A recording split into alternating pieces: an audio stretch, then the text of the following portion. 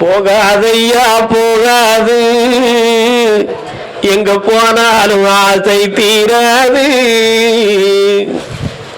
வாழ்வதற்கு ஆசைப்படுபவன் மனிதன். ஆசையை தப்புன்னு சொல்ல முடியாது. துறவி ஆசைப்பட்டாமனா குற்றம், மனிதன் ஆசைப்பட்டா நியாயம். ஆசைப்பட்டது ஆண்டவன்கிட்ட தான் கேட்க முடியும், வேற யார்ட்டையும் கேட்க முடியாது. உண்மையா இல்லையா? அதை நிறைவேற்ற வேண்டியவர் கடவுள்.